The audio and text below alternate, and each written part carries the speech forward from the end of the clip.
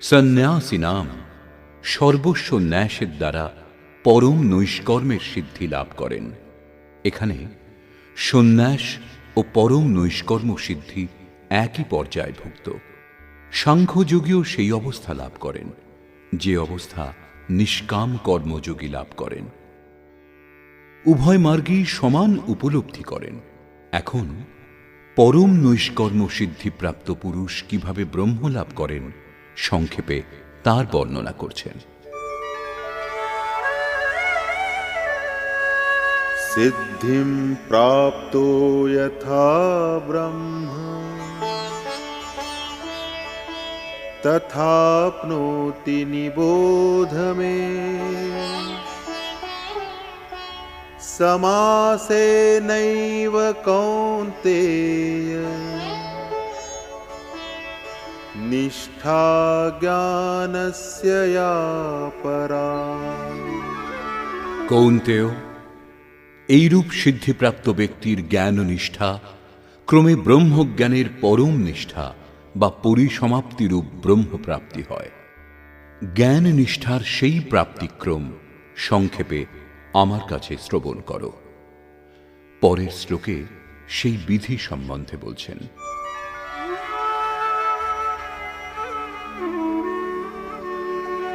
বুদ্ধ্যা বিশুদ্ধয়া যুক্তো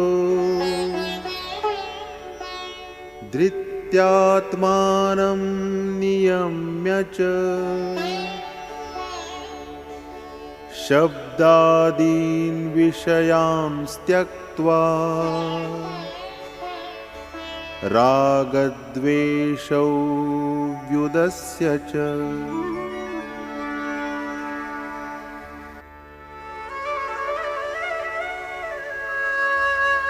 विविक्तसेवी लघ्वाशी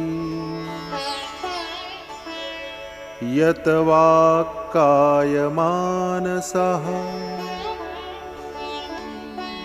ध्यानयोगपरो नित्यं वैराग्यं समुपाश्रितः। অর্জুন, বিশেষ রূপে শুদ্ধ বুদ্ধিযুক্ত হয়ে নির্জন ও পবিত্র স্থানে অবস্থান করে পরিমিত আহার করে বাক্য, শরীর ও মন সংযত করে দৃঢ় বৈরাগ্য অবলম্বন করে নিরন্তর ধ্যাননিষ্ঠ এবং যোগপরায়ণ হয়ে অন্তঃকরণ বশীভূত করে শব্দাদি বিষয় পরিত্যাগপূর্বক আসক্তি ও দেশ বর্জন করে এবং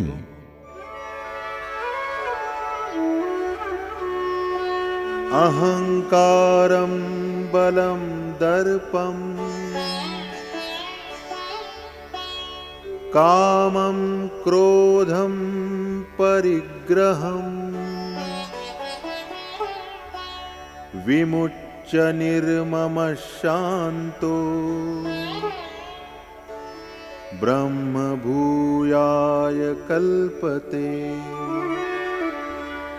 অহংকার, বল, দর্প, কাম, ক্রোধ, বাহ্য বস্তু এবং আন্তরিক চিন্তন পরিত্যাগ করে মমতা বর্জিত এবং চিত্ত বিক্ষেপ শূন্য পুরুষ পরব্রহ্ম লাভে সমর্থ হন।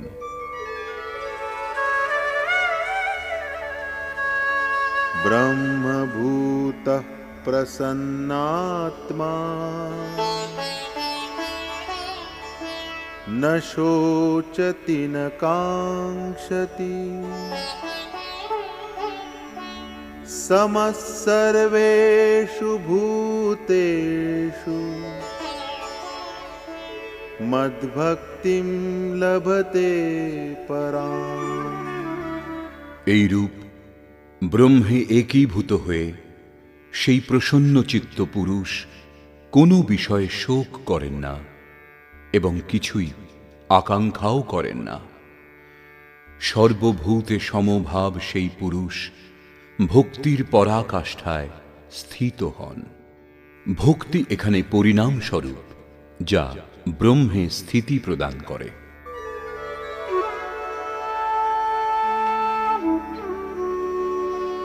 भक्त्या मामभिजानाति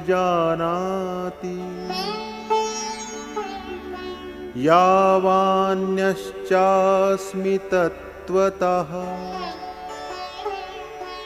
ततो मां तत्त्वतो ज्ञात्वा विशते तदनन्तरम्। সেই পরাভক্তি দ্বারা তিনি আমাকে তত্ত্বত জানেন। সেই তত্ত্ব কি? আমি যে ও যেরূপ প্রভাবযুক্ত, অজর, অমর, শাশ্বত, যে অলৌকিক গুণধর্মযুক্ত, আমার এই তত্ত্ব অবগত হয়ে তিনি আমাতে প্রবেশ করেন।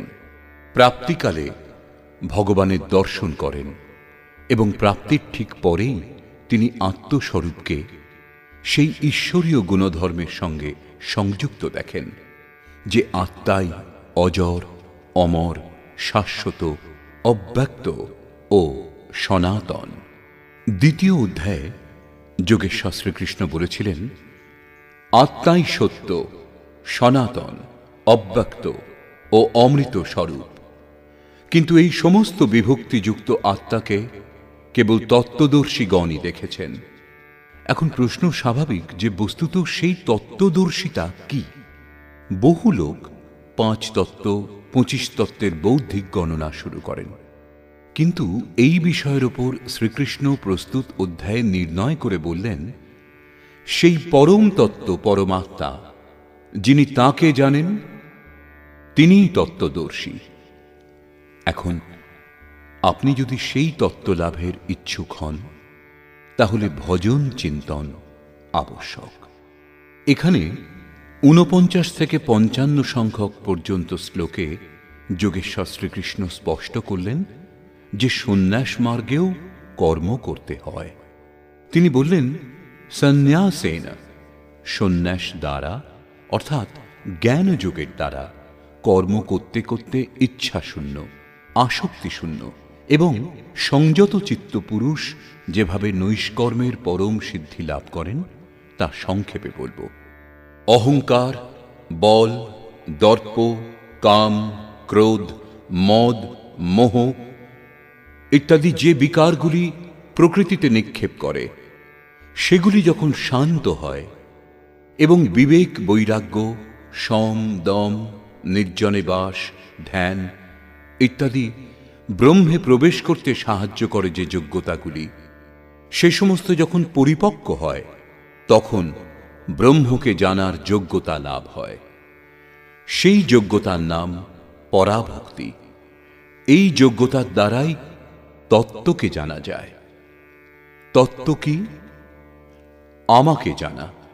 ভগবান যে যে বিভূতিযুক্ত, যিনি ভগবানকে তাঁর বিভূতি সহ জানেন, তিনি আমাতে স্থিত হন। অর্থাৎ ব্রহ্ম, তত্ত্ব, ঈশ্বর, পরমাত্মা এবং আত্মা একে অন্যের পর্যায়ভুক্ত। একটিকে জানতে পারলে বাকি সব জানা যায়। এই হল পরম সিদ্ধি, পরম গতি এবং পরম ধাম। অতএব গীতা শাস্ত্রের দৃঢ় নির্ণয় এই যে সন্ন্যাস ও নিষ্কাম কর্মযোগ দুটি পরিস্থিতিতেই পরম নৈষ্কর্ম সিদ্ধি লাভ করার জন্য নিয়ত কর্ম অর্থাৎ চিন্তন অনিবার্য। এ পর্যন্ত যোগেশ্বর শ্রীকৃষ্ণ সন্ন্যাসীর জন্য ভজন চিন্তন করবার ওপর জোর দিয়েছেন। এখন সমর্পণ বলে সেই বার্তাকে নিষ্কাম কর্মযোগীর জন্যও বলছেন।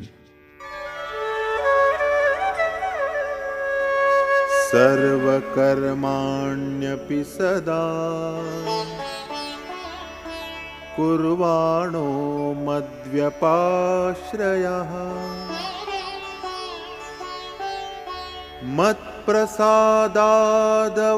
मत्प्रसादादवाप्नोति शाश्वतं पदमव्ययम्।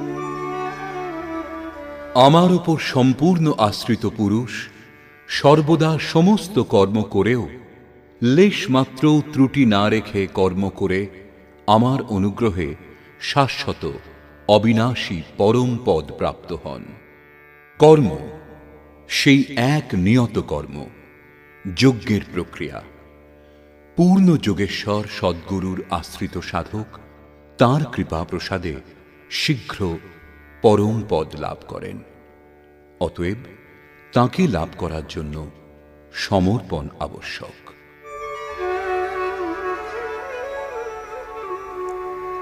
चेतसा सर्वकर्माणि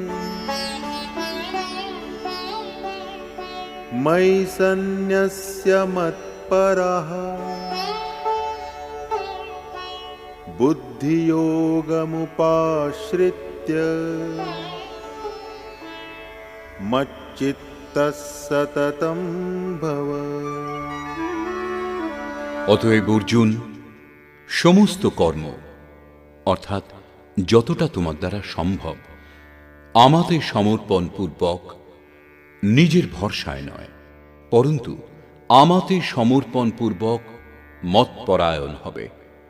অর্থাৎ বুদ্ধিযোগ অবলম্বন পূর্বক সর্বদা আমাতে চিত্ত সমাহিত করো। যোগ একটাই, যা সর্বপ্রকারে দুঃখের বিনাশ করে এবং পরম তত্ত্ব পরমাত্মাতে প্রবেশ প্রদান করে। এর ক্রিয়া একটাই, যজ্ঞের প্রক্রিয়া, যা মন ও সকল ইন্দ্রিয়ের সংযম, নিঃশ্বাস প্রশ্বাস এবং ধ্যান ইত্যাদির উপর নির্ভর করে, যার পরিণামও এক, ইয়ান্তি ব্রহ্ম সনাতনম। এই প্রসঙ্গেই আরো বলেছেন,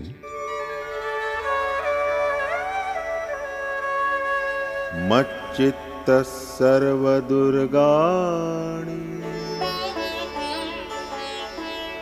मत्प्रसादात् तरिष्यसि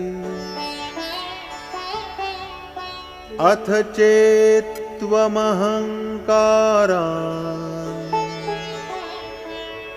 न श्रोष्यसि विनङ्क्ष्यसि।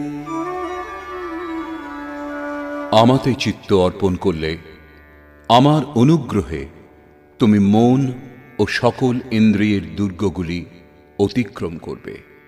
ইন্দ্রেন দ্বার ঝরোখা নানা, তহ তহ সুর বৈঠে করি থানা, आवत देख ही विषय बयारी, ते हटि देहि कपाट उघारी। অর্থাৎ ইন্দ্রিয় দ্বার সমন্বিত হৃদয়রূপ ঘরে অনেকগুলি জানলা রয়েছে। প্রত্যেকটি জানলা দেবতাদের দখলে। বিষয়রূপ হাওয়া আসতে দেখলেই তারা কপাট খুলে দেন। এইগুলি দুর্জয় দুর্গ। আমার অনুগ্রহে তুমি এই বাধা সকল অতিক্রম করবে।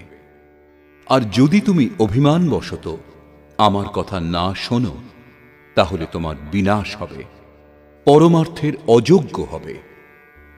পুনরায় এই প্রসঙ্গের উপর জোর দিলেন।